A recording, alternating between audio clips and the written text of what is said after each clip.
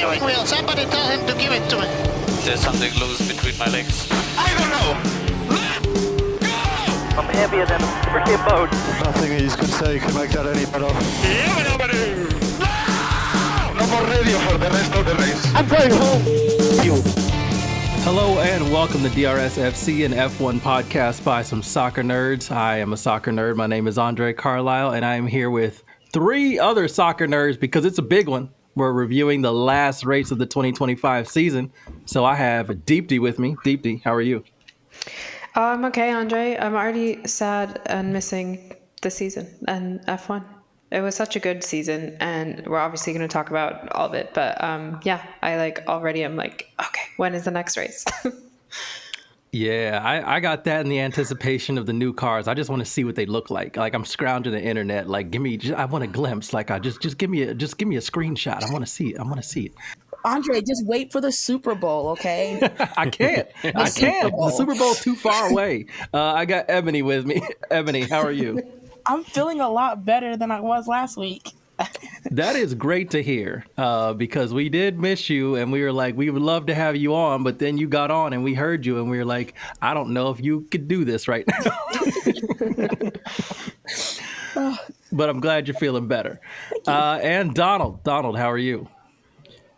RIP to DRS, not the pod, the system. And also RIP to F1 on ESPN. You know, that is a little bit sad. I wonder if we should even start there before we ain't going to do that. Like maybe we'll talk about it in news. We ain't going to get into that. That might take too long. We need to talk about what actually happened in the race, which is, if you haven't heard, Max Verstappen won. But that didn't really matter because Lando Norris got himself on the podium. He was only the third spot on the podium, which we will talk about. But that was all he needed to do to pick up the Drivers' Championship, his very first. And he became only the 35th human being to hold a World Drivers' Championship. That is bonkers. They've been doing this since 1950. So wild. There's only been 35 champions, and he is the 35th. So before we get into the full discussion, I just want to go around and ask everybody your general reactions. How do you feel about Lando finally being a driver's champion? Is it do you think he's a worthy champion? When you saw him there and you saw the emotion and everything and he secures the title, because thankfully McLaren didn't end up getting disqualified this time, so it actually counts. He's the champion. This is what we kind of been waiting for all season to see if Oscar was going to do it. Is Max going to do it? Is Lando going to do it? It's Lando. Deepti, how you feel? Yeah, I'm on all you guys know that I am Team Oscar and I love Oscar, but I am happy for Lando. Is he a worthy champion? I think so. You can only get to this point by actually having talent and actually being able to drive well and winning enough races, or at least getting on the podium enough times, which he definitely has done. And so I know we give him a lot of shit on this podcast, but I think he is a deserving champion. And I have a soft spot for especially when athletes happy cry. And so as soon as he started happy crying, I was like, oh, okay, you can get it. It's good for you. It's yay. So that kind of got me. But yeah, I'm I think he really needed this, especially because he only got his first ever F1 win last season, and people were calling him Lando no wins for a long time. And so this was major for his confidence boost and just to honestly prove the haters wrong and silence some of them and show that he can do it. And it also, I think this whole season proves that F1 is a team sport, and even if you don't want it to be, or even if you think it is just individual drivers against each other, there's definitely a whole team involved, and team decisions can make or break a season. And so I'm not happy with the result. I maybe would have been happier another way, but I'm still pleased with how the whole season turned out. And Eboni, I want to go to you next because, worthy champion, all of that. We have talked a lot about Lando and his lack of X-Dog, and we'll get into that conversation. But Oscar Piastri, 7 wins. Lando Norris, 7 wins. Max Verstappen, 8 wins. How you feel about Lando being the champion? I mean, I'm okay with it, honestly. Like Deepti said, like you have to be a special driver to even get to this point. So anything you do to get to become a champion is worthy, in my opinion. It feels icky in the moment just because of all the things that led to this race. It felt kind of like, for like half a second, and then you're like, well, he's a champion now, and you can't take that away. So I felt a lot of things in the moment, but I am happy for him. It should be very fun next season for him. You want to have the chip on your shoulder. You want to be the guy that everybody's coming for. So I think this is a good test for him, especially as we talked about, as you mentioned, X-Dog. We did come with the final conclusion of where it is, but we'll talk about that in a little bit. So yeah, I'm very happy for him. A little sad for Oscar, obviously. I feel like he had it until he truly didn't anymore, and then there were some mental things that just played into it, and a lot of mistakes that shouldn't have happened on both his side and on the team side. So this was a good finish to a season that we haven't had in a very long time. So hopefully this captured a lot of fans and made them stay. Yeah, stay in. As we talked about, gonna have to get that Apple subscription if you don't have it already. Donald, your thoughts on Lando the champion? Yeah, I think is he worthy? Yes, he's a worthy champion. Now, did he have help along the way in the form of Pi rules? I'm sure we'll talk about it. Absolutely, he did. But no champion gets to the top by himself. I think there's also something to be said about the fact that literally this time last year, as McLaren was celebrating a Constructors' Championship, their first in a long time, they asked Lando, what's up for next year? And he's like, I'm going to win the whole thing. And everyone was like, yo, Lando, you sure about, like, bruh, like, you sure? And he was like, I'm going to be number one next year. I'm going to be the guy that wins it. And it took a while for him to get to that point. He had to fight his teammate for most of the season, if not the entire season. But he still made it. And so there's something to be said about seeing a goal, putting that lofty goal on yourself and hunting it down. Now, as Ebony said, next year he's going to become the hunted, and he has to figure out how to motivate himself like Max did for 4 years, and Lewis for 4 years before that, and Sebastian Vettel for 4 years before that. Like, they have to figure out what it's like to be the champion and have everybody say, I got to beat Lando next year. And that's where the X-Dog will have to develop in a different light. But again, the fact that he saw that goal, realized it, I'm very happy for him. In the fact that I'm actually happy that it wasn't Max. We're still in that train, but I like the fact that he was able to realize a goal, because it's hard not to be appreciative of somebody having a goal like that and meeting it, no matter if it's your friend or foe or whoever, like someone having that kind of moment. Everyone wants that moment in some part of their life. He got it in this particular race, and that's really, really cool. I'm gonna be honest. I'm a little surprised at all the optimism. I'm honey nut Celios, as you say. Right. Yes, there's a lot of honey nut, and I had them too. I'm not gonna lie. I'm conflicted. So I haven't really settled on one emotion. I'm just fine with the fact that I have multiple. And part of it is that it was a really emotional moment. I think, like, seeing how overwhelmed his mom was, and honestly, whenever, like, my mom is like a very loving person, and when she like gives you the eye contact, grabbed your face, is so proud of you, it's like, oh, it doesn't matter who you are melting. And so like we saw that on TV, and that was like really amazing. And yes, he's been through a lot. There's also, for me, 2 points was all it took. And if you look over the course of the entire season, those 2 points were dropped by Max, losing his mind in Spain, crashing into George intentionally, get himself a penalty, a 10-second penalty, because he lost it. All the Papaya rules stuff, Oscar struggling, and also having to give up positions, which I went through them in the group chat. There's double-digit number of points that Oscar had to concede to Lando, whether it's Lando suddenly does a 1-stop when, oh, I didn't know we could do that. I'm on a 2-stop now. So now all of a sudden he wins a race instead of me.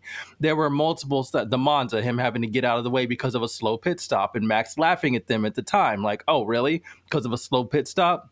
In his car laughing at them. So like all of those things come into my mind too. And I'm just kind of like, this is a cool moment, and I don't want to take anything away from Lando, because again, those weren't the only moments that they didn't give him all the points that he ended up accruing throughout the entirety of the season. So I can't act like, his entire point total was handed to him. But this could have gone differently so many ways. I think if you run a simulation on this season, Max probably wins it, given what happened with McLaren, especially after that they were disqualified. That had that double DSQ like they were Ferrari. You give them that, and Max probably wins the championship 60% of the time. Lando probably wins it. Then it's probably 2020. It's probably 2020 split, given whatever you're doing, like however the papaya rules are enforced or not. So to me, it's one of those where we're living in the reality where he ended up winning it, and that's impressive. I'm happy for him and for his career, and to see the reaction and how much it meant to him. But also, I'm like, man, this feels like it could have gone a lot of different ways. And that makes it interesting, because you know how it was kind of grooved a little bit for him to be the one holding the trophy at the end of the season.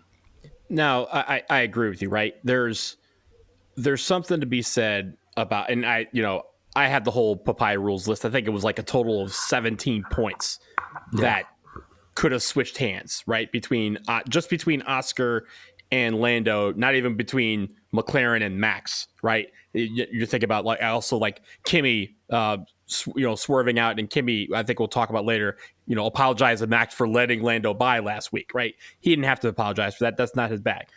But I think the other thing is, you could still be upset at that or lament at what could have been, and also reflect on the fact that Lando won, right? In any other sport, right? We can always say, oh, the rest, had these bad calls, or there was this bad decision that was made, or we had this fumble, or if we had made this shot, we would have gone to overtime, we would have won from there. You look back and you look at all those things, but at the end of the day, you kind of go, hey, just, in spite of all that, this team won, or this guy won, or this woman won. Like you can be happy.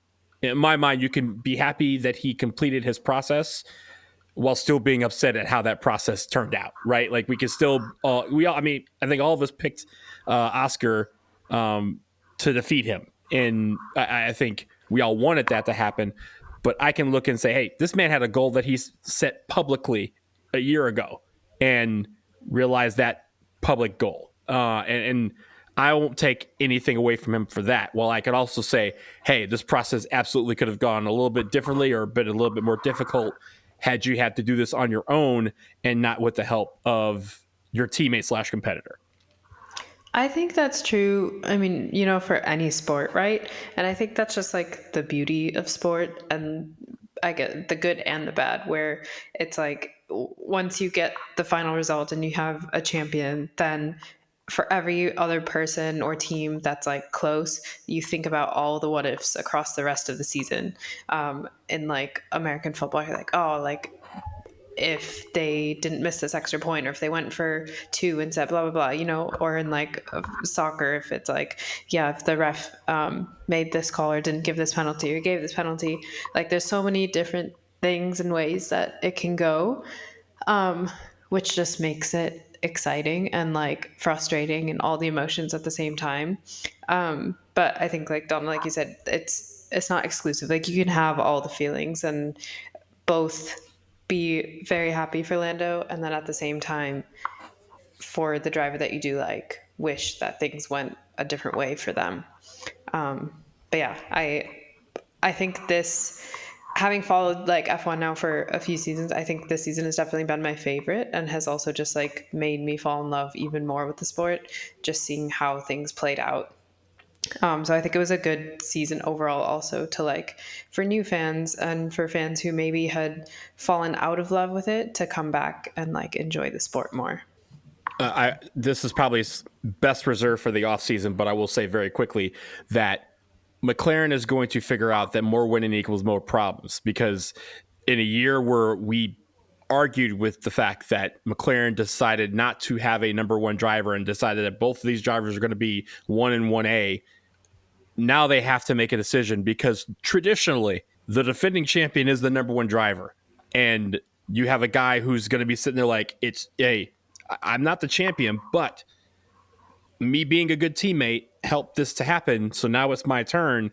And they're going to have another thing. In is this where we talk about Zach Brown and his radio calls? No, not yet. Not yet. Okay. Not yet. All right. Not yet. We got plenty here. more to talk about before we get there. I was ready. I know. You can hear all of us be like, oh. we all turn the microphones on, but we gonna get there because I want to talk about the Oscars role of it because we've already kind of gone into, and that was on me, so my bad, but kind of gone into the papaya rules of it all and how this is the source of my conflicted feelings with this. And I think I hear you, Deepti, with like in sports, you could say so many different things. Like if this goal would have stood, if this touchdown would have stood or not gotten called back or whatever, if the rest would have seen that like he stepped out of bounds there, whatever. I don't know. Like there's so many other things that can go on. But to me, those things are different than a team making a conscious decision to do something a particular way. And I think that's where like the weirdness settles in for me, is that I know this wasn't just like, unfortunate luck, like leaving it up to kind of the universe and the way that sports work would have been, well, Lando had that slow pit stop, ain't nothing we can do about it. Instead, McLaren was like, no switch. That to me that's the difference right there. Like, I think that's how it crystallizes in my mind, where it doesn't feel like it was just that, it was a bit more. So let's talk a little bit about Oscar's role in this race, because I think this also goes to why I'm feeling conflicted, because I don't know how y'all feel, but for me, I feel like they played Oscar in this race. They absolutely were like, yeah, man, go get Max. You do it. Yeah, you got to listen. If you want a chance at winning this championship, you got to go out there and beat Max Verstappen. You got to go out. We're going to put you on a hard tire, one stop, go get him. And all he did was keep Max like pressured so that Lando could have a comfortable drive. Now, it wasn't all that comfortable, and we'll get into why, but like they, even toward the end of the race, Oscar was on the radio like, how do I win this? Buddy, you can't right now. Like, they left you out so long that you can't, but that was the whole purpose. Like, you needed to be out there chasing Max. You need to force Max to overtake you, have to burn up his tires just in case. Like, they didn't want any shenanigans between Max and Lando, and they used Oscar between them to protect Lando. That's the other thing that gets me. Donald, how do you feel about that? I was yelling at the TV when there was that moment where I believe he had a 25-second gap, and they're like, yo, you could come in and pit and put on soft tires or even put on medium tires and be good to go. And you'll be a one stop. And they decided not to. And by the time they kind of flirted with, yeah, you should come in, like Verstappen had closed the gap completely and passed him. And then they were like, yeah, box. And I'm sure Oscar's like, what's the point now? Like, I've already lost. And even still, right, I think also he's in first, knowing that they are still engineering this for Lando, because Lando was still in third, right? And all of these decisions are being made to kind of protect the third place. And yeah, sure, double podium in their mind, right? McLaren will be like, oh, we got a double podium. But really it was to protect third place. And once third place was secured by like 12 seconds, 13 seconds, whatever it was, that's when they're like, okay, now you can pit. And so I'm sure Oscar, again, this is off-season problems for them, is that he's going to have to decide, like, look, what are the rules for this team? How is it going to work? Who's going to be number one? Who's going to be number two? How our strategy is going to be determined? If I'm leading a race and he's in fourth, no matter what's happening, how is that going to be determined? And when is this going to go in my favor? Like, I'm sure Oscar today is like, what, like, all these rules have somehow gone against me. And, that's where, if I'm him, I'm griping. But again, he showed a lot of class, and congratulating him very quickly. And just kind of like, again, in that moment, he was still like, yeah, congrats to Lando and the whole team, right? He is part of that team. And I think we're kind of like, Lando better thank Oscar because Oscar definitely helped because he's part of this team that got Lando to the top.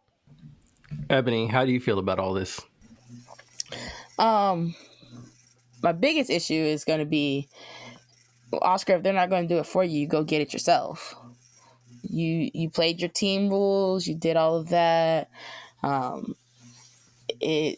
Papaya rules were up there all the way until the end. You just got to go get it. Like, I think you should be at the point where you realize, like, it's not always they say one thing and they do another. So go get it.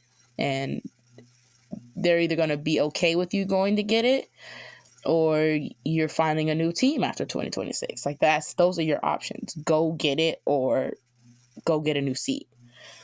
Which anybody, I'm sure they're like, how many teams would fire a driver today to go get Oscar Piastri? So many. How many teams with a championship winning car, though? That's the question. Like, yes. Well, after 2026, you'll know. Let's play this out real quick, and I want you to answer here, because we know like McLaren might be good because they're going to have a Mercedes engine. So kind of looking at this is going to be an engine regulation set, at least to start out, because the engine is so different, like power management, all of that going to be important. The rumors are that Mercedes killed it. So Mercedes looks like going to be a really good team. And if we're following history in terms of who nails a regulation set at the beginning, you got Mercedes, you got McLaren because they're really good on the aero side and they're going to have a Mercedes engine, and Aston Martin because they have Adrian Newey and they've got Honda coming in to do their engine. The rumors are really those three are the ones that everybody's looking at to be good next season. So in terms of those drivers, you think Mercedes is giving up Kimi or George for Oscar? They almost gave up George. Right.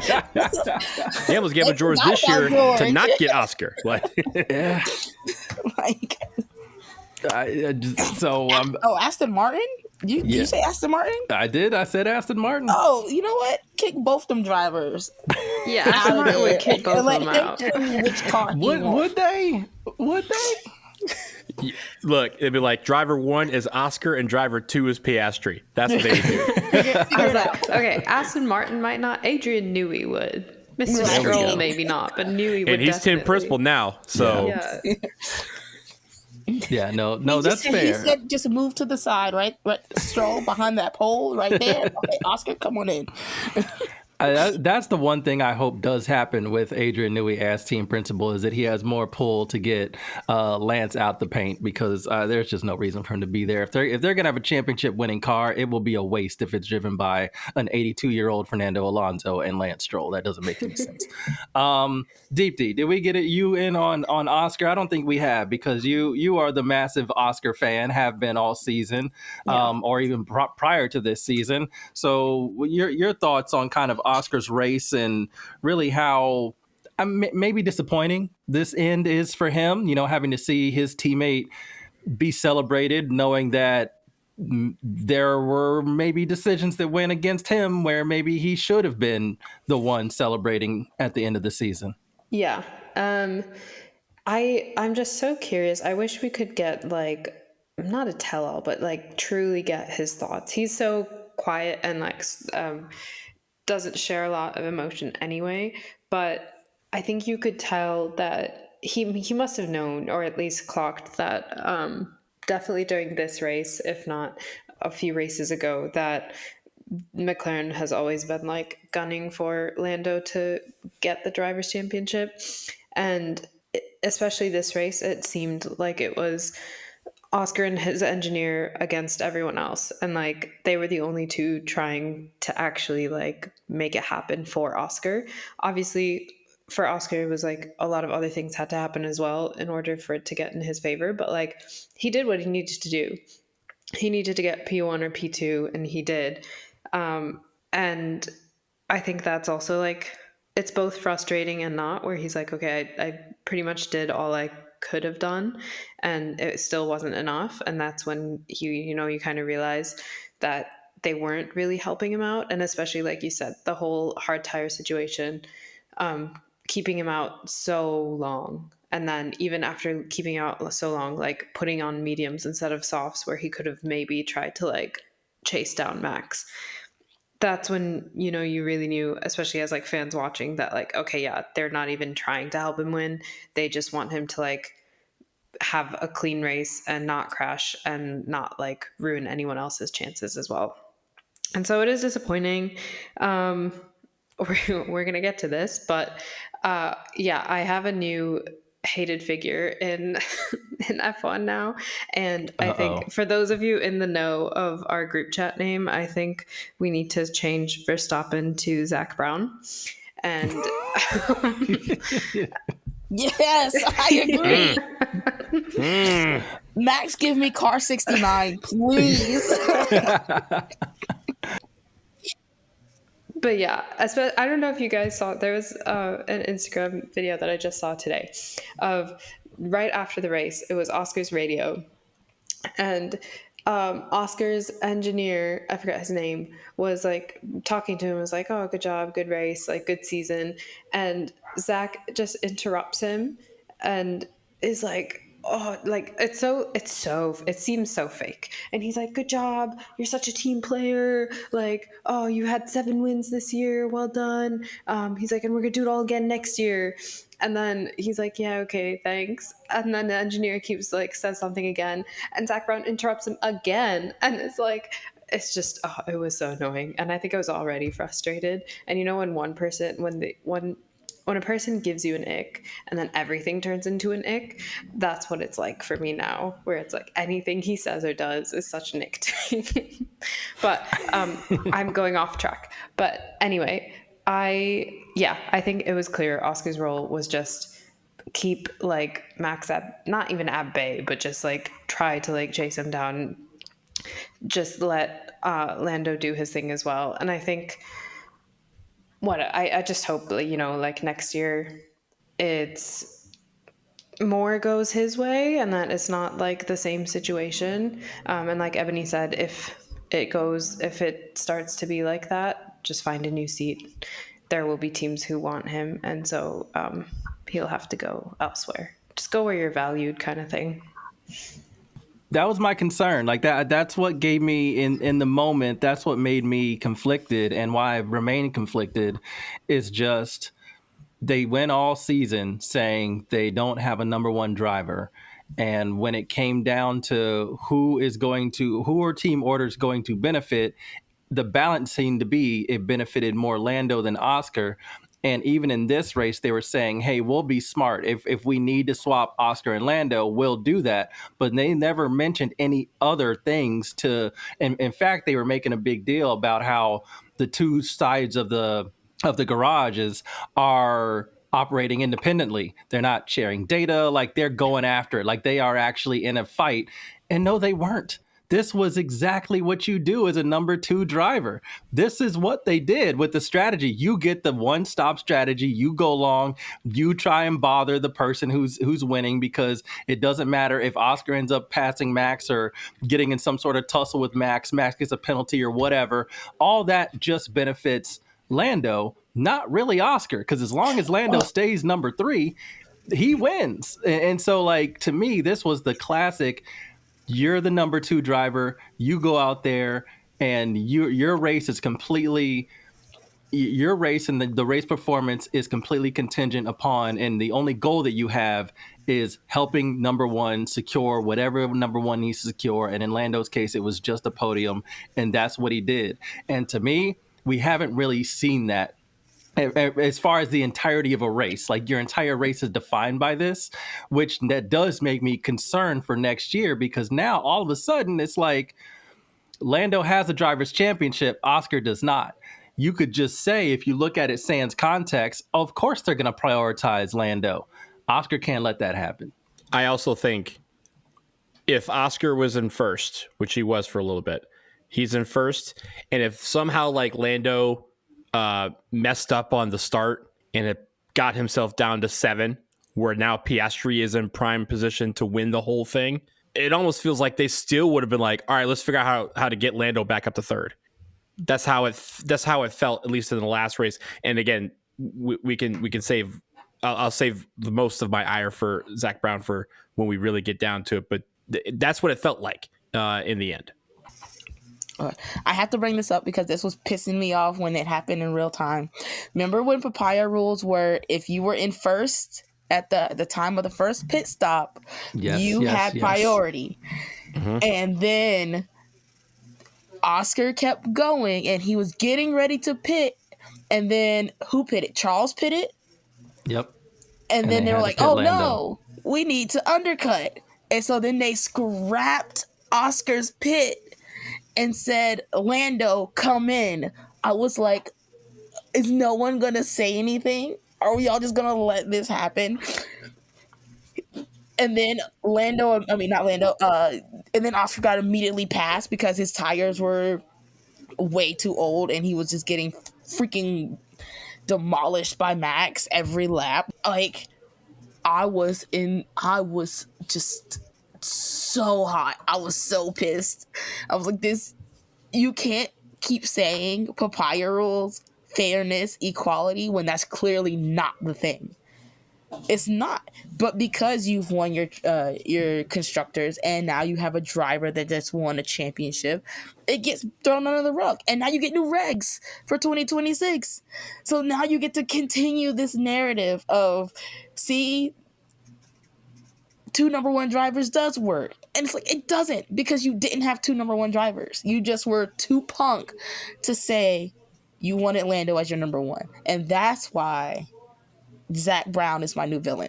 I agree with Deepti. I'm starting the new campaign. Deepti, we're going into it together. Yes. We're leading the charge. I'll make us t-shirts. That is our new tagline.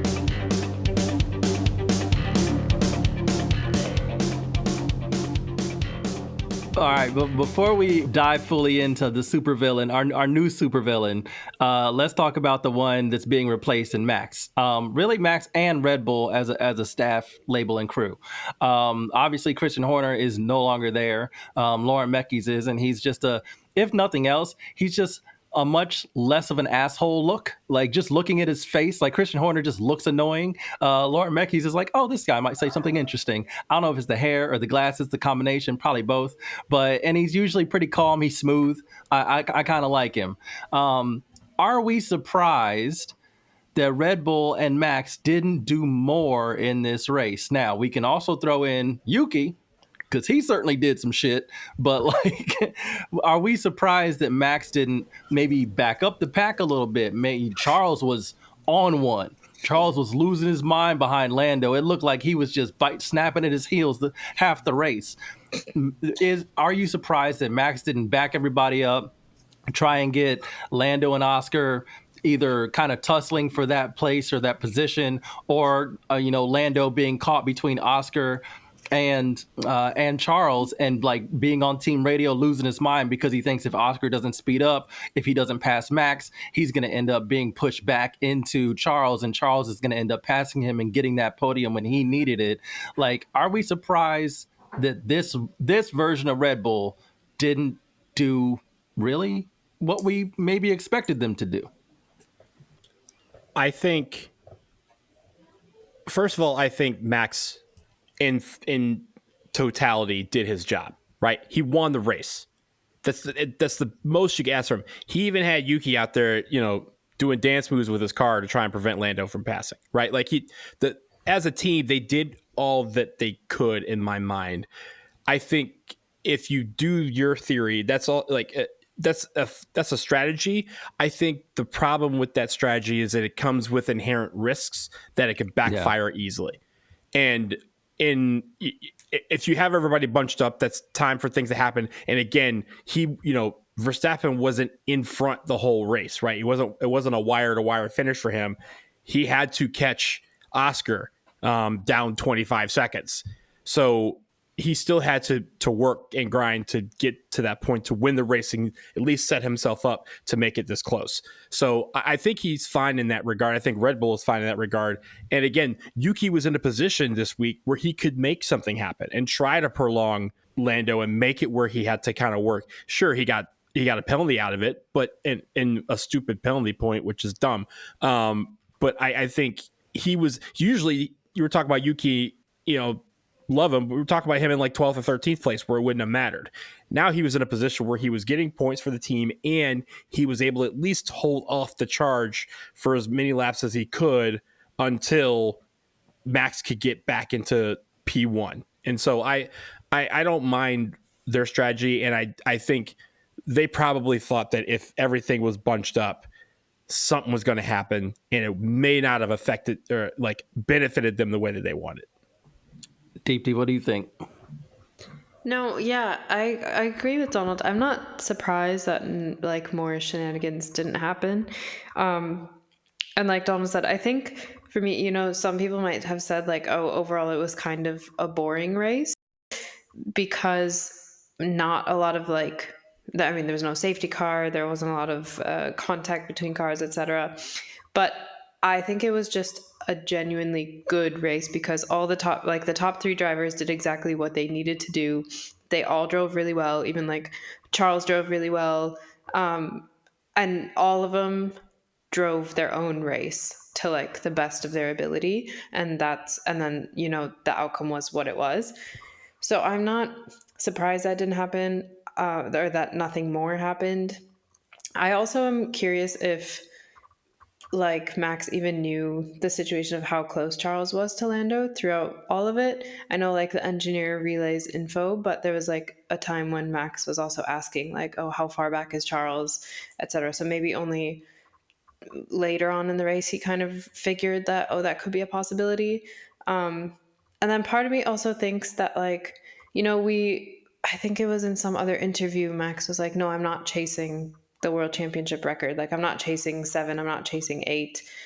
He might just be, I'm not saying he's content with not winning anymore, but like he knows he's good. He knows he's one of the best.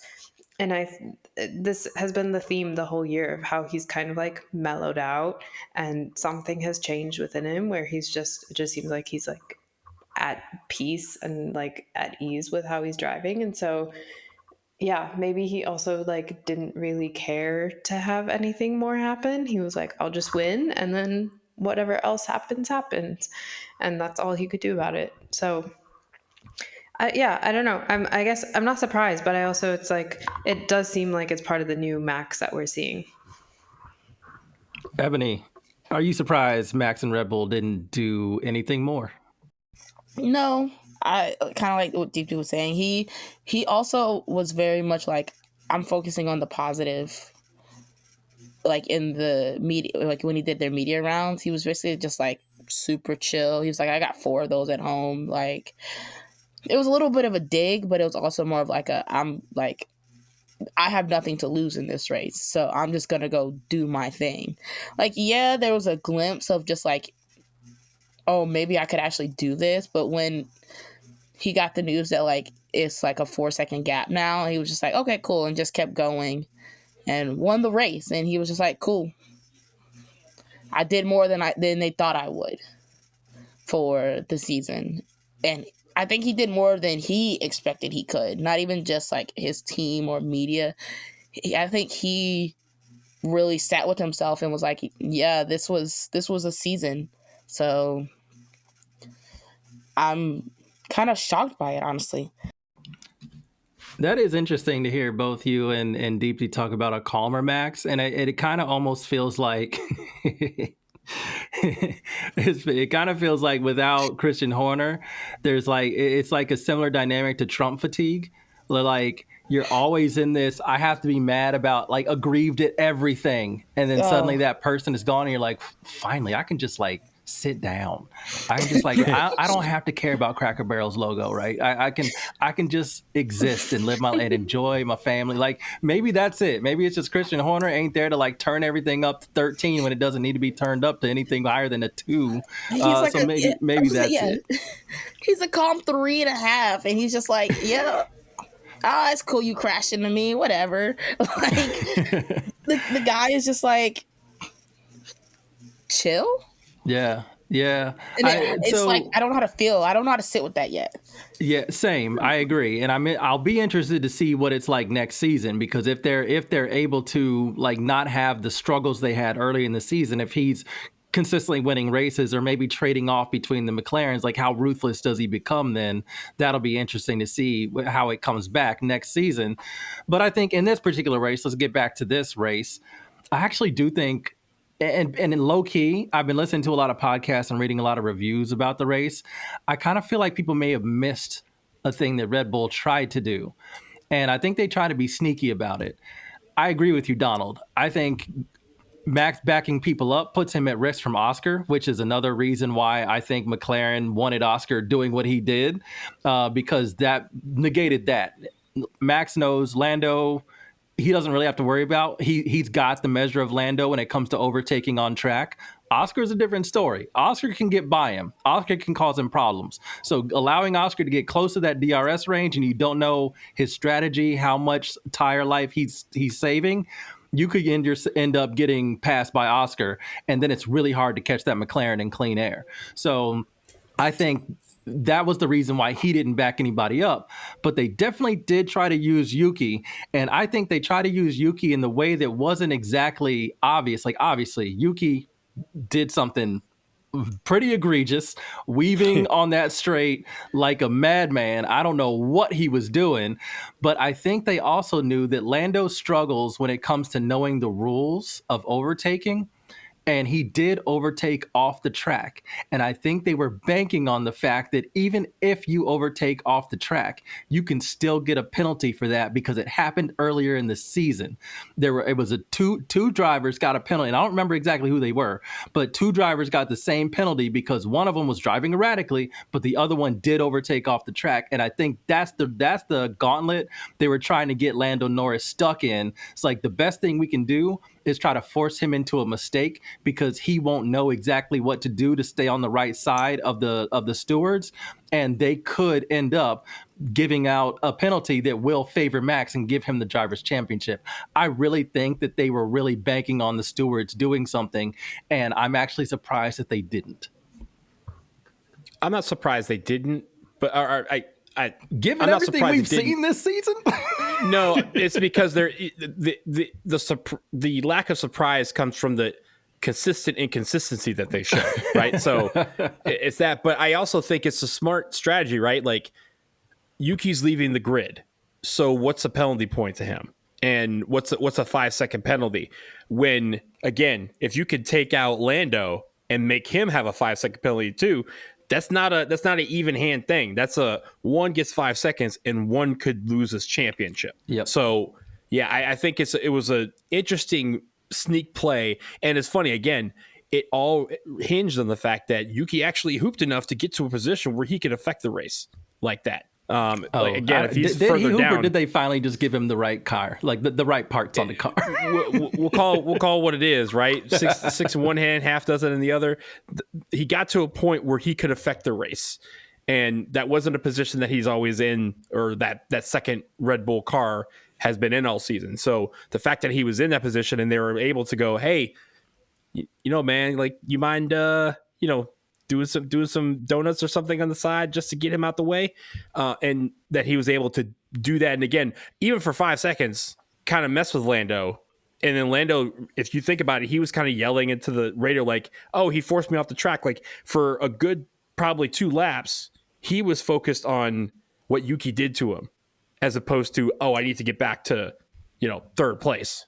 So it's a smart strategy. They probably, as you mentioned, it's probably not one they'll admit that they had, but I seen it.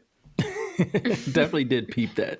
All right, let's actually talk about Lando and how he did in this race. I know we're like 45 minutes in. It's like, let's talk about the guy who won. But we did talk about our thoughts on him winning the championship at the top, so I don't feel too bad. But he did have to work for this one. right? He did have to come through quite a few cars that he was faster than because he was forced to pit, and he had to make sure that he kind of got through that little middle pack, that packed basically everybody that didn't get held up by Fernando Alonso. So he had to fight his way through, and he did make a pretty stunning overtake. It was a double overtake on Liam Lawson and Lance Stroll, who were doing their own version of scrapping, which that's one of the scariest things you can do on a track is try to pass one of those dudes, but both of those dudes in one move. I was ready to give Lando a ton of props for that until like 3 other drivers did the exact same thing. But I do think he had to do it, and he had to get by. And we've seen Lando before. Remember that race, was it Jeddah, where he kept getting stuck? He would pass Lewis, and then Lewis would get DRS and pass him right back. He did it like 3 laps in a row, and it was like, Lando, what are you doing? He didn't have any of that this time. He got by everybody pretty cleanly. Again, did go off the track by a little bit with Yuki, but Yuki went so erratic that the stewards were like, yeah, we're only going to hand out one punishment here. So I do want to say, like, Lando did have to work, and he did execute what he needed to do to get back to that 3rd place position and keep it. So, Ebony, your thoughts on like Lando's race as it went and him actually having to pull out clean overtakes to secure his podium? I was actually very surprised that he was just like, I can't wait for this. I can't wait for them to all move out my way. I'm just going to go do it. I was like, what? That was nice. It made me feel a little bit like, oh, he just got a little bit of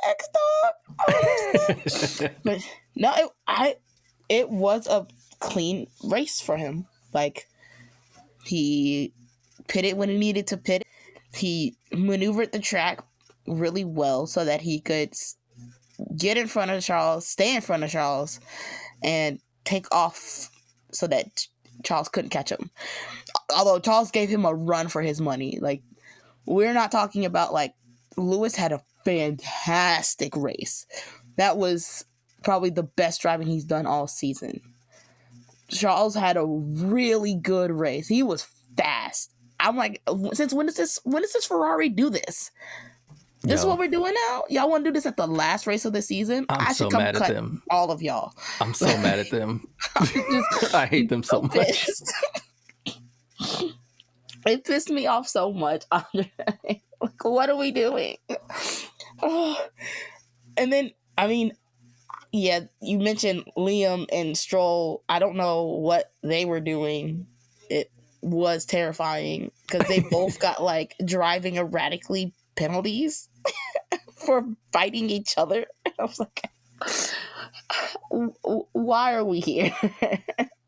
It's the last race of the season, please. I thought that's where the yellow, like the safety car or the yellow flag was going to come in at, was them two doing whatever the fuck they were doing on the track, because it looked odd. And then you see 3 cars overtake both of them at the same time at the same corner each lap, and then whatever that was on brand for them. And then everybody else was just kind of like quiet. Like Hadjar was quiet. It wasn't like he did anything special for the race. I don't even know where Alpine finished. Did they finish? Yeah, you do. You know exactly where they finished. Actually, I don't even know that team. Don't know her. Where's the Mariah Carey meme? Oh, God, please. Right. We'll get to Alpine. Don't you worry. But no, that's all the time I have. But I do think that if somebody told you like before the season, like Lando has to get on the podium at the very last race of the season in order to secure his first driver's championship, he's going to have to pull off a double overtake of Lance Stroll and Liam Lawson. That doesn't sound like a lot, but it sounds really treacherous. And you would think that, oh no, Lando struggles with overtaking. Those two are bonkers on the track. You can't really predict what they're going to do. But then Lando pulls it off cleanly, and you're like, okay, all right, you earned that. So yeah, that was a little head nod for me. I think I even gave him a little head nod when I was watching that. I was just like, respect, sir. What's that little baby with the Derek Jeter? Just put the hat off like, yep, all right, good job. You got by those two demons and you didn't get any damage on your car. There's no yellow flag, no safety car, nothing. Well done, sir. Well I done. was very shocked that there was no yellow flag in this race. Yeah, same. There were Especially penalties because, again, for Albon's erratic still a driving, team. and we still didn't get a yellow flag or a safety car. That is interesting. Yeah. It was fun, though. Like Deepti was saying, like, people think it was a boring. No, it was a pretty interesting race. Well, can I also? I mean, we got others that need to hop in here on the topic of Lando, but I also want to say, like, yes, it was a very interesting race. I think it was the same problem that we've seen with other Grand Prix, which is also maybe, I know it's the Sky feed, so we'll see what Apple TV ends up doing. But there was a very interesting race that they just straight up didn't show us. Or they showed us in that little box. They're like, oh, here's an overtake. It's like, I can't see that. That box is like 2 inches by 2 inches. What are y'all doing? Like, show it on the screen. Like, if something's happening, let us see it, or at least give us a replay. But they would just have that up on the screen as if that was enough information for us to be able to see all the things that were happening in the race. So they really got to fix that, because I get why they wanted to focus on the 3, but there was interesting stuff happening behind them. And yeah, you want to make sure you don't miss anything. But like, when you see so many of the overtakes happening, erratic driving, some of these other things that were going on, leading to penalties and all of that, let's show the whole race. You're there to tell the story of the entire race. Please do that. Donald, your thoughts on Lando? Yeah, I think it's interesting. You mentioned that he had to do a couple overtakes. That's really not his strong suit.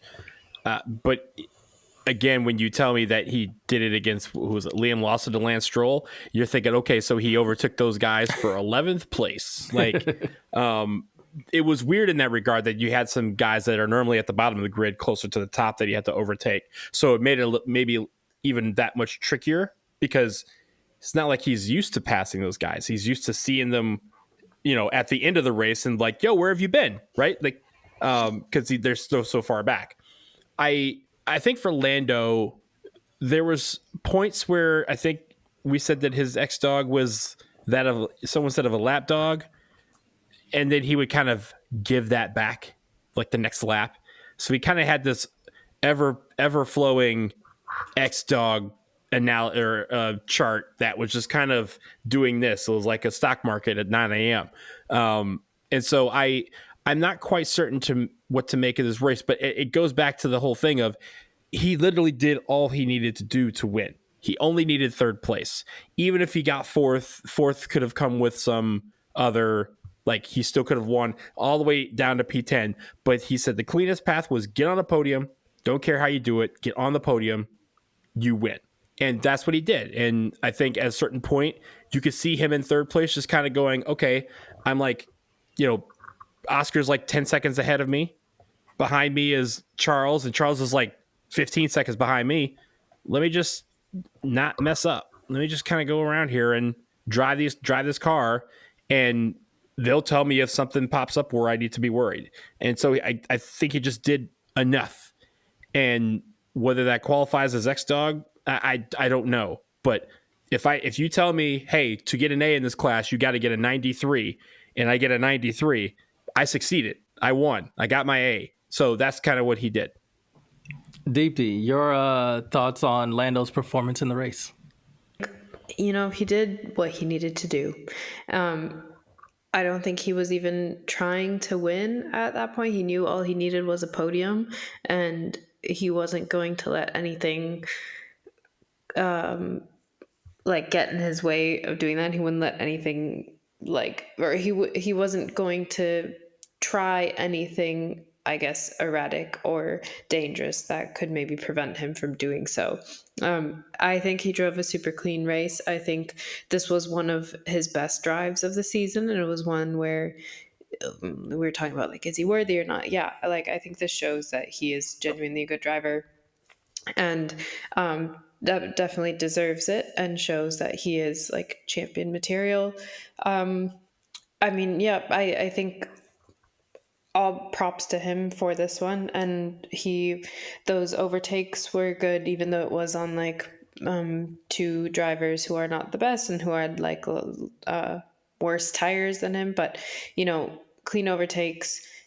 He even stood up to the pressure that Charles was giving him for several laps, and then by the end pulled away from him and managed, I think he finished ahead of Charles by 7 or more seconds. So, even if he did get a 5-second penalty, it wouldn't have mattered at that point. And I think he drove cleanly. He didn't get in his head too much. You always worry, will he stand up to the pressure and whatnot. But so, I think we were talking about this in our chat, that his final X-Dog ranking of the season is lapdog, as Donald said. And I think, Donald, it was you who put it properly. He's like the dog that wins one of those awards, like the Thanksgiving Day Best in Dog show, Westminster, where they're kind of a diva, kind of they know they've got it, but they're not super fierce. They can be at times, but they still will whine if they don't get their way. I said it was the miniature. I said it was the miniature poodle who won at the Westminster Dog Show, but you ain't putting up against the big dogs, right? If the big dog is stay in the purse, they stay in the bat in a little coach bag. They're not sitting there on the porch barking or something. So yeah, he kind of again did just enough to get best in show, but he didn't exhibit anything that would make you go, oh, this dog can hold his own. No, I do think Lando had an impressive performance. I mean, that over those clean overtakings, what he needed to do to get by the drivers he needed to do to end up make sure he was on the podium again. He did it, and he did it cleanly, and he did it efficiently. And we haven't been able to say that about him in overtaking for pretty much several times throughout this season. That's been one of his biggest flaws in terms of a driver. Maybe not flaws, just a weak spot that he needs to improve on. And he did it in this race, which is amazing. And also, like you mentioned, Deepti, holding off Charles. Charles was he had that Ferrari looking like a straight up bull in a ring. That thing was snorting smoke. He was behind him, aggressive, trying to get by him. He was and I don't know if Charles tried everything. He wasn't going to really send it up and try to crash Lando out, especially given how hard that Ferrari looked to tame. But he wasn't giving it up. He wasn't making it easy. He was getting up behind him in his DRS, staying there a lot longer than I thought he was going to. So, and then obviously try to do the undercut with the pit strategy, which made Lando have to come in and pit as well. He did the things, and Lando never once even allowed Charles to get alongside of him, which I think is impressive. Yeah. All right. We've been talking for a while, so let's take a quick break. I think winter weather ended up knocking out Ebony's internet, so maybe she'll be back at some point. We'll see. Oh, she did come back. Great. All right. Well, we're about to take a break, and then we'll come back with a little bit more on this race. We'll do some news and also present our Zoomy and Gloomy boys. We'll try to hurry up in the second half because this can't be a 2-hour podcast, but we had a lot to say, so we'll be back.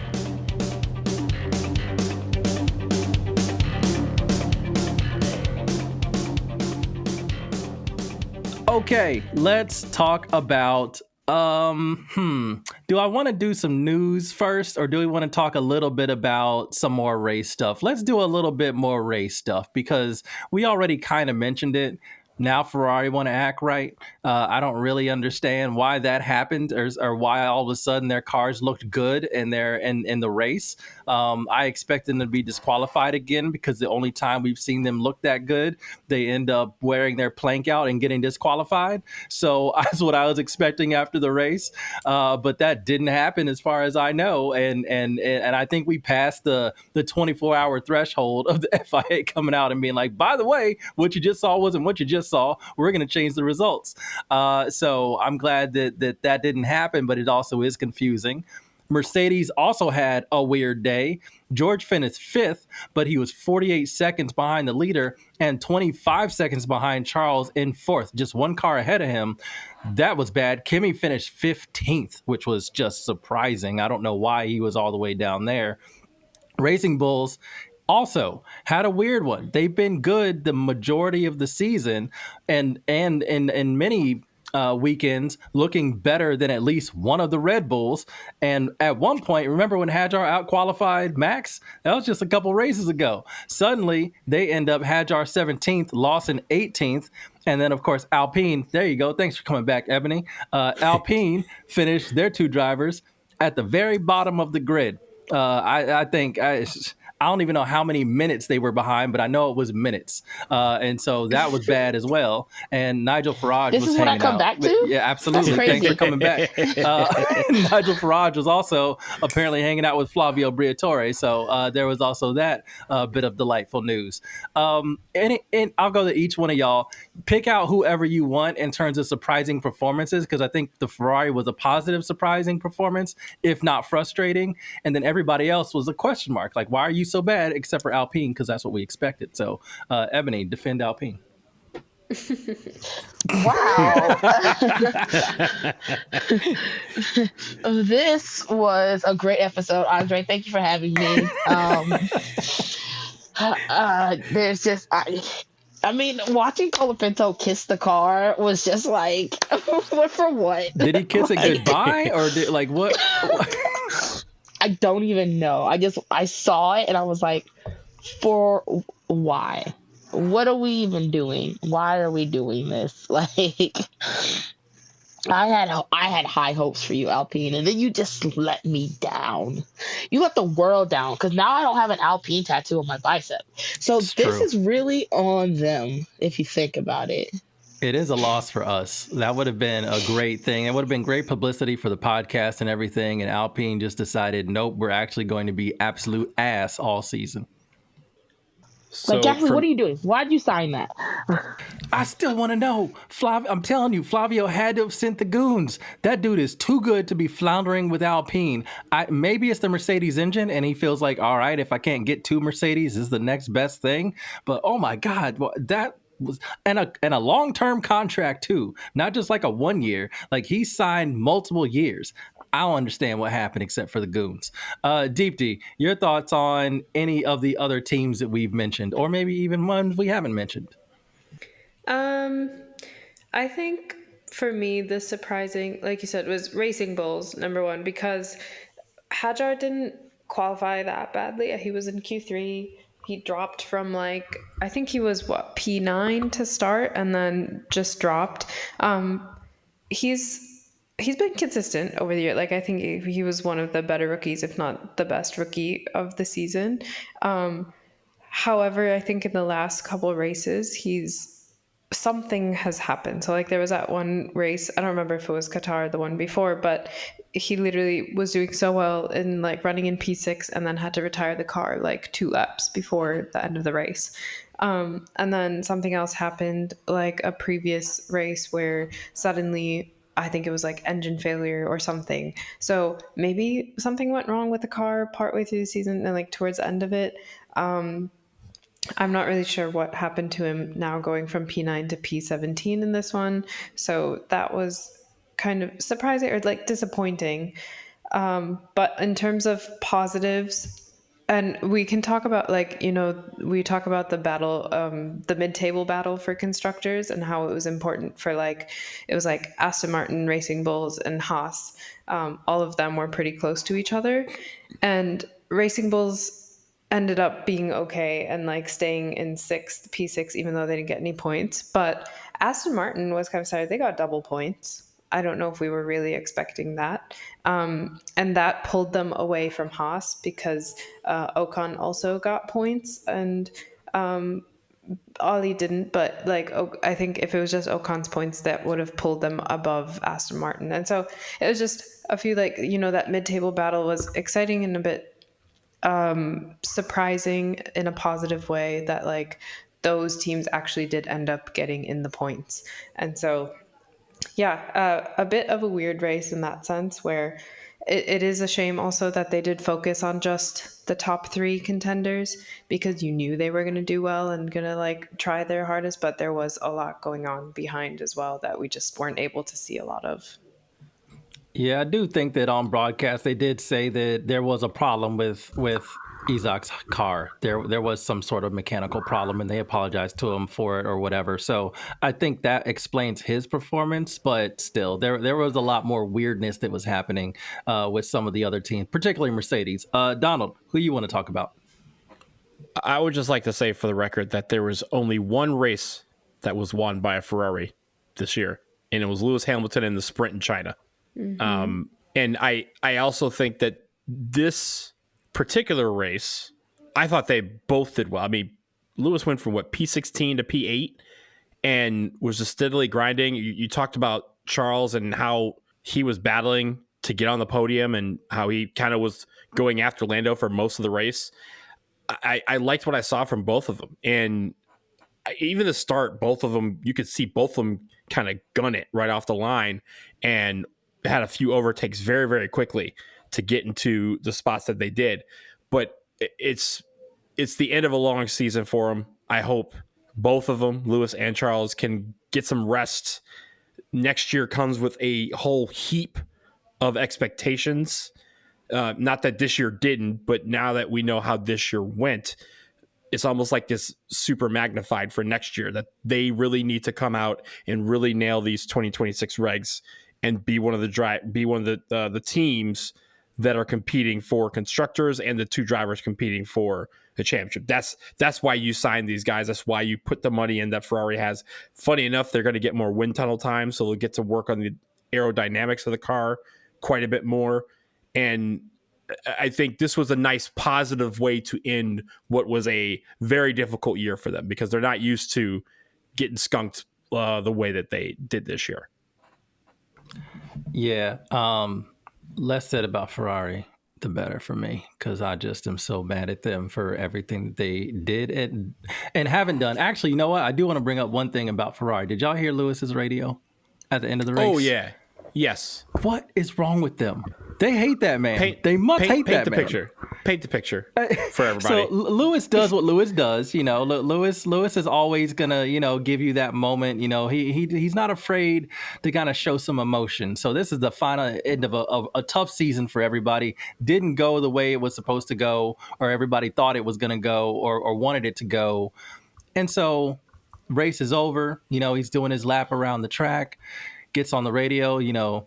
Hey guys, I thank you so much for a great season. Like we learned a lot. We went through a lot. I'll always fight with you guys. Thank you so much for all the work you put in. Like, I'm ready to do it all again next season. Like, we're going to be better. Like, all of this, like, he gives us heartfelt message, and then radio silence. Literal and not just like radio silence. Yeah, literal. and not just like for 10 seconds or 20 seconds. It's like a full minute. And then he's like, did y'all get that message? He's like, oh yeah, we were just talking over here. What are y'all? Yeah. Oh my, I hate them so much. I swear to God, I hate them so much. If that dude is Lewis's race engineer next year, I ain't even paying attention. Like that, no. This has been a disaster operationally for the entirety of the season. The best thing they did, you know what? What they need to do is let their social media manager run the team, because that's the only thing that actually worked well for Ferrari this season. Hey, look, they had this thing. It was almost like he gave a great eloquent, like, grazie mille, like, you know, I'll always fight for you guys. And he's like, and that's it. And he said to that point, they had been like, every time he said something, they immediately came on the line like, okay, copy, right? And it was like, it wasn't like they just said, he was like, did y'all copy that? Like, you guys, this is the one time you guys don't reply. And they're like, huh? Oh yeah, man. Sorry. We were laughing over here. We were talking, my bad. You did good this year. Hey, talk about you. Love you. Talk about you. When we get back. But it was like one of those things where you're like, don't do that to him. Like, that man literally, like, and the thing is, they responded like they didn't know that was being recorded for the world. Right? Like, that was like, oh, y'all heard that? You heard that too? Yeah, we heard you. They gotta have, their communication is gotta be tighter. It is the worst. Oh, I hate them. All right. Let's do a little bit of news before we do our Zoomy and Gloomy boy, because there's a couple things to talk about. One is, let's talk about Helmut Marko. We've talked about him a few times on this podcast, never in a positive way, because he never really gives us anything positive to say. He's an And we're old not gonna crusty start dude. now. Sure aren't. He's an old crusty dude who says a lot of nonsense. He has also apologized in the past for being racist or saying racist things. And so not a dude that really any of us like. Apparently, he's been fired by Red Bull. So first of all, Hell yeah. let's just laugh. I mean, like, finally, oh my God. It felt like he was going to be around forever. Andre, allow me to be positive for a minute. He can positively get the hell out of my life. Absolutely. Yes. Thank you so much. There we go. Get him out of here. I am so glad that he is out. Please, no other team sign him. Please, Sky, BBC, anybody else, do not give him a microphone. Make him a commentator. No, definitely don't give him a microphone. No, right? You know what's going to happen. You give him a microphone. You don't want those FCC problems. The FCC don't have nothing to do with Sky or BBC, but I don't care. Whatever the equivalent is over there. Don't give him a microphone. Let him just be out of the sport because it's about damn time. But let's also, on a positive note, Cadillac already making smart decisions. Day after the season ends, they just gave the phone to Valtteri Bottas and was like, hey, make some social media content. Y'all need to check it out because it's just been his face in front of a camera being Valtteri. And I'm like, that's it. That's all you got to do. So they already are doing the right thing there. I loved it. I'm already pumped. I'm already pumped for Audi, for Cadillac, for Bottas, we're getting Checo back in the game. Like I'm pumped for both those teams. Why is Bottas Checo so in funny? The Mexico Grand Prix. It's gonna be amazing. Yes, I can't wait for that. But why is Bottas so funny? He don't even have to. He has that, to me. He has that like Woody Harrelson thing, where Woody Harrelson always talks like he's sharing an inside joke with you, and it feels that way with Valtteri Bottas because every time he's like, it's just something simple. He has a camera in front of it, like trying to explain it to people. You sound like a fool. You're like, okay, that's not actually funny, but you just have to watch him do it because he just has a camera and he's like, that looks like a good seat. That's my seat. And it's just funny. It's just funny and amusing. And I'm like, I like this dude. He's just hilarious. So good job, Cadillac.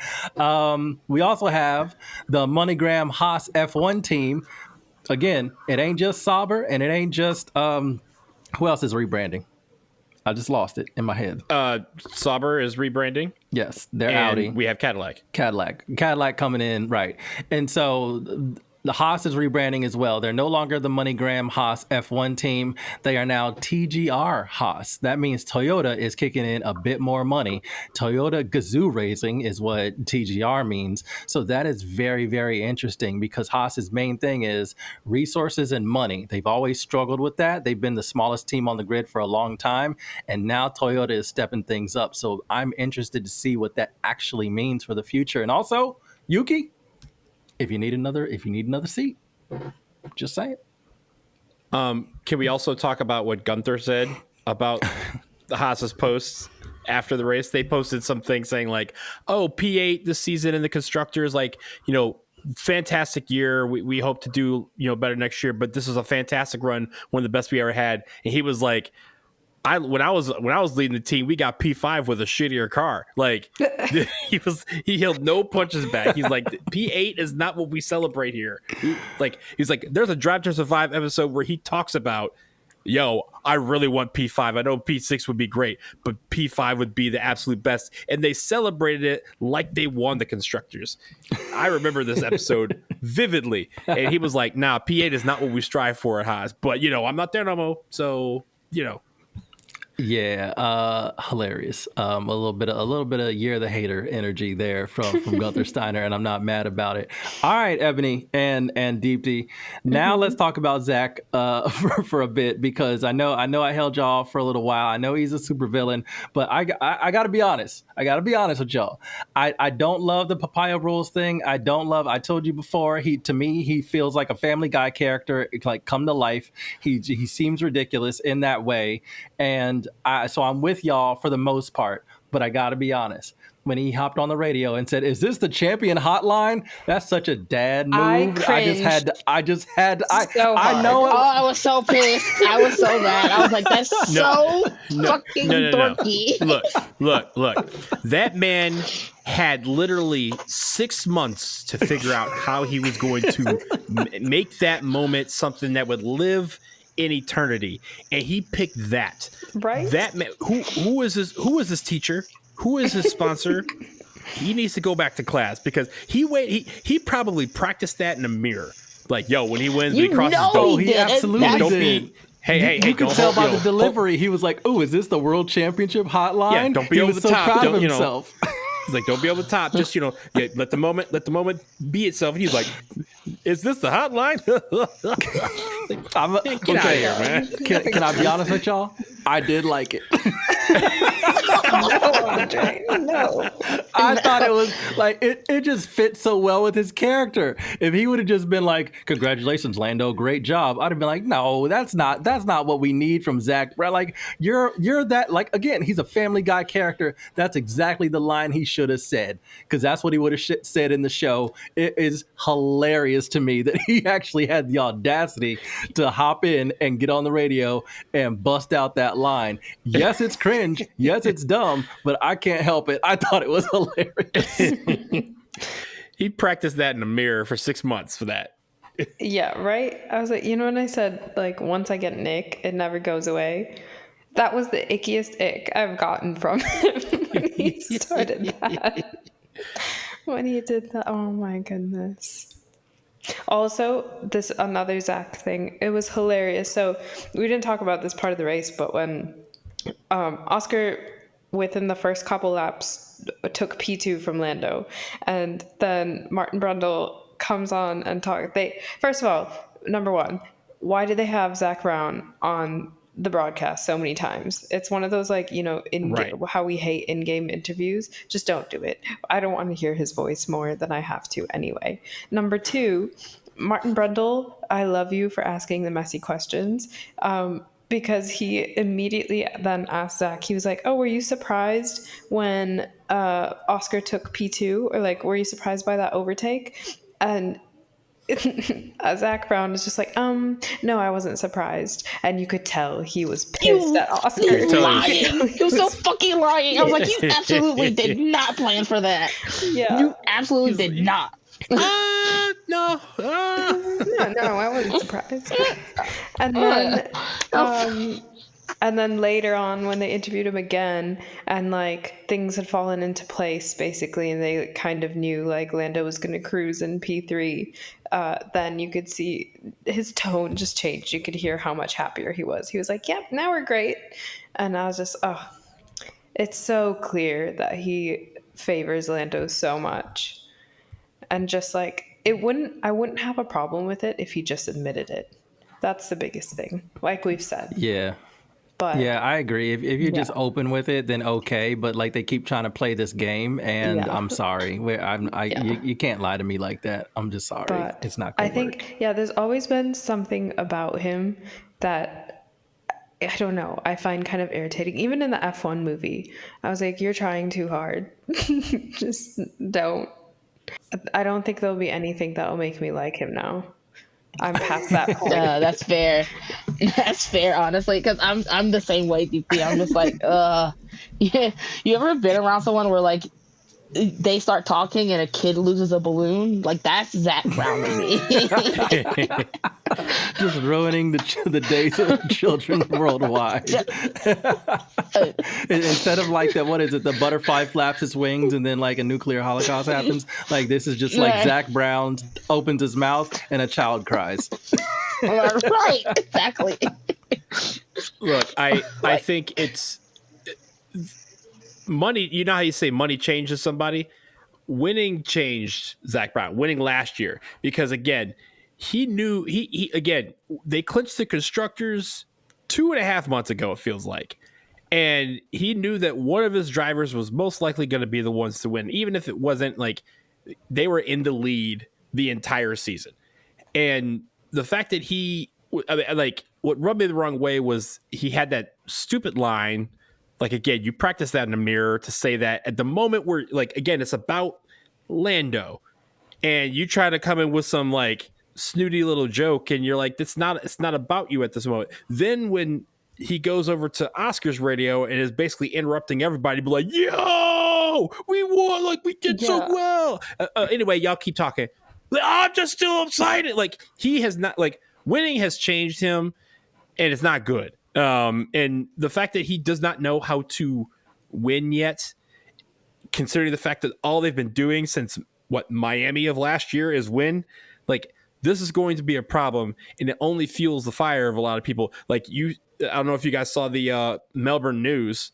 We're like, oh, you know, Oscar, we're really proud of him. Like, he's going to go for it next year. You know, if McLaren doesn't work against him, and like, just like said that on the news, and like, they had just finished talking about Zach Brown. Zach Brown has this, like, you know, I'm drinking 6 Schlitzes type of interview with them, and they're like, yo, you know what, like, this guy right here, it's not good. It's not good for the whole psyche. This will blow up for them next year if he cannot figure out how to handle winning. But he hasn't figured that out yet.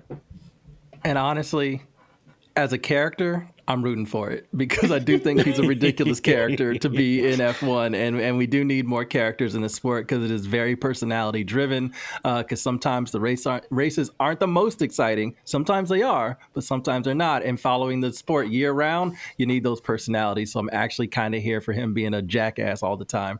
One quick thing before we get to our Zoomy and Gloomy boys. If y'all were listening on the main broadcast, you mentioned Martin Brundle before, Deepti. Did y'all hear the back and forth between him and Crofty?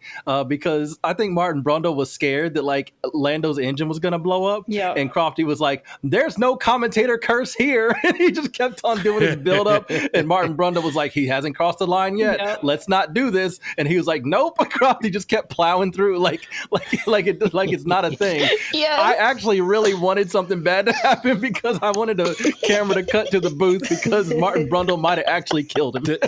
It's the same suspense that we got in the F1 movie at the end. It's been out for 6 months, ladies and gentlemen. Like, we can spoil now.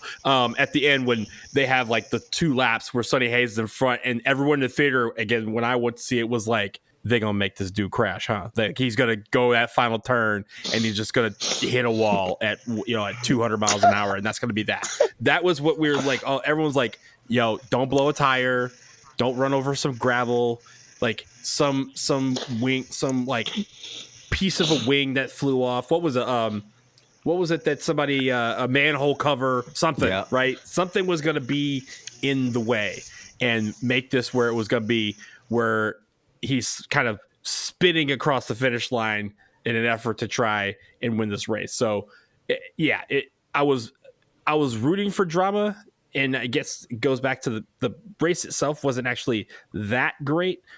But yeah, like, that would have made it where, again, pins and needles for the whole time, instead of it was just like, oh, okay, Max won, Oscar second.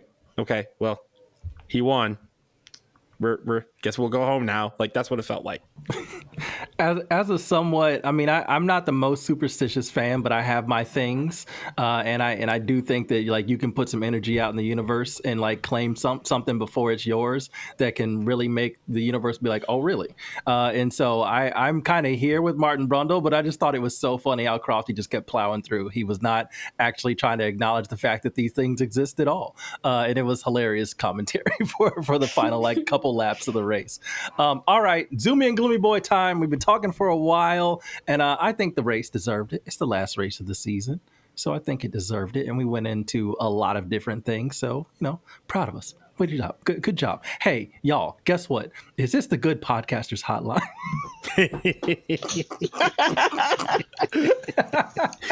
I'm so sorry. Did that. I think I just gave Deepti the ick. Deepti, your Zoomy and Gloomy boys. Let's do it. Am I going first? Yes, you are. Okay, my Zoomy, I'm actually, you know what? I'm going to give it to the McLaren pit crew, because they have not had great pit stops over this year, and these are probably their most high pressure pit stops that they had to do, and they nailed them. I think all of them were like under 2.5, and so good on them. Zoomy boy, honorary zoomies to especially Lando's mom. I was going to say both his parents, but Lando's mom. We talked a little bit about her, but she seems like a lovely person, and she was just like such a mom.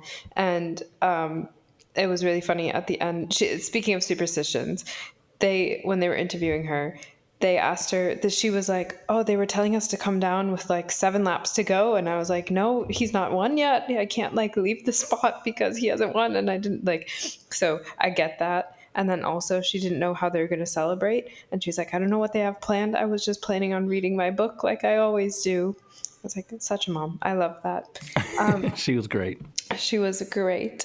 And then gloomy. This is kind of a hard one, actually. I think I might give it to Isaac Hadjar, just because he ended his last few, what would have been a good season on a bit of like a down note, just because the last few races didn't really go his way. But can you come back to me if I think of something else? Because I'm like, but also, is it really gloomy for him? He's already secured the second Red Bull seat, which like maybe is gloomy situation. Well, and so I'll come back to you, but I will say don't overthink it. It's about the race, and he did have a gloomy race. Yeah, so we can talk about the season race, overall later, but the race was gloomy. You're right. Gloomy race. I'll say Hadjar. All right, we can come back to you just to make sure that's your final answer.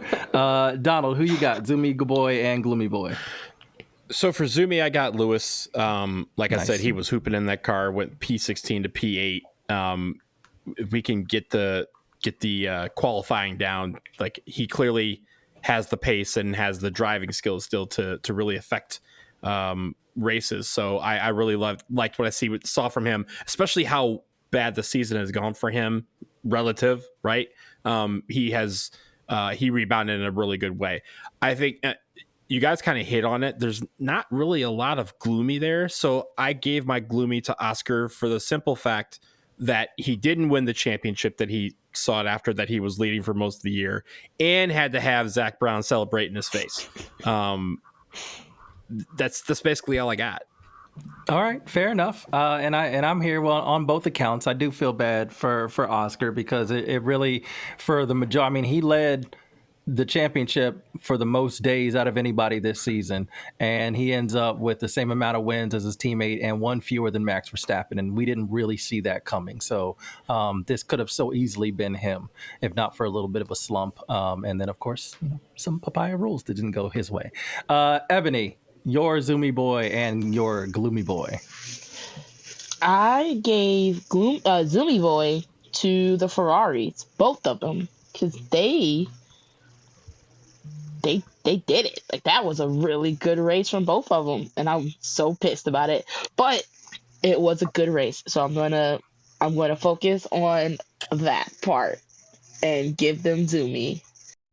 And then for my gloomy boy, I think I put down George for it, because it just was not like, he's been having a lot of trouble like the last part of the season.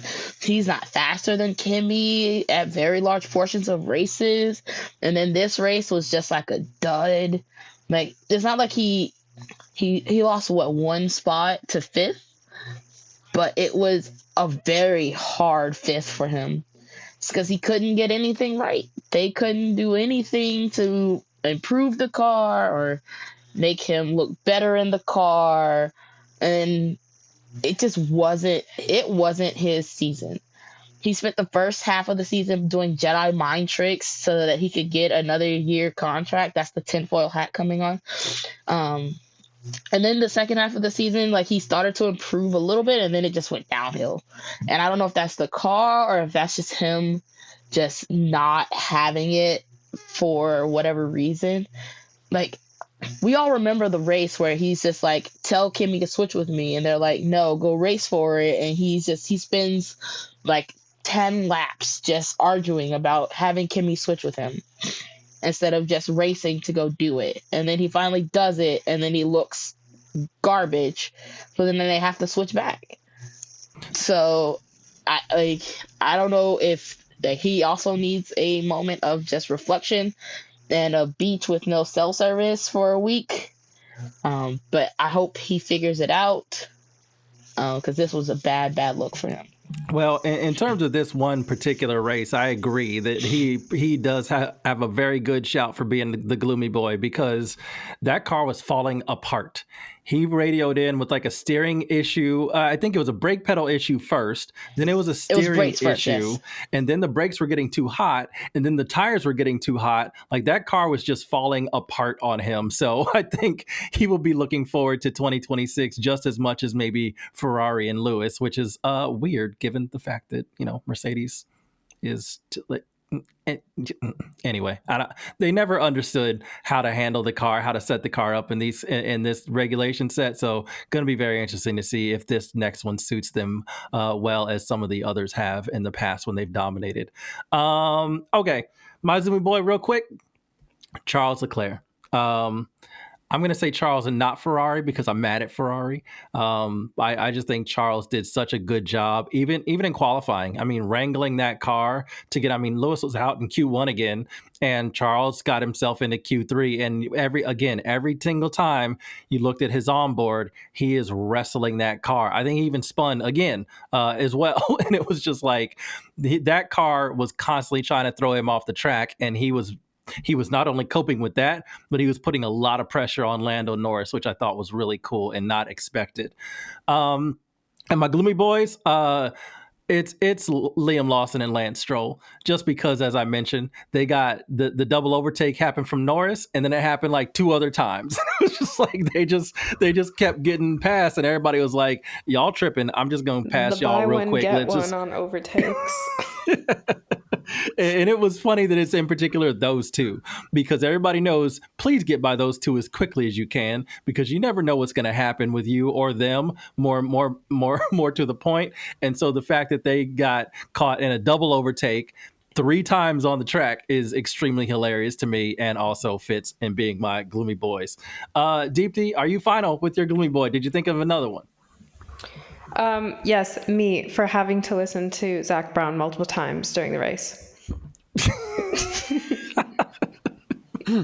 But no, all right. Deepti finishes the season as a gloomy boy. Fair enough. I mean, you can include yourself. There's no limit on gloomy boys. Maybe we should have one next season, but for now, you know what? We'll add you to the list. All right, that's it for our Abu Dhabi review. Lando Norris is your World Drivers' Champion, the 35th Drivers' Champion in F1 history. That is, again, really cool. Hopefully, y'all had a good time listening to us. I feel like we talked about a lot of very different things. The off season is now. We're looking ahead to 2026. I think we may do a season review. Maybe we'll also take a look at, maybe we'll scour the internet and try to find some rumors on where some of the teams are. We'll start getting reveals of cars starting in January and into February as well. Some information from testing sessions might actually come out. Some simulation things might come out. We'll try and track all that stuff and see what there is to talk about throughout the season. And of course, when Cadillac unveils their livery at the Super Bowl, we will absolutely talk about that as well. So we got plenty of stuff coming up in the off season as we prepare for 2026. So for Ebony and Deepti and Donald, I'm André. Vroom, vroom. Vroom, vroom, vroom.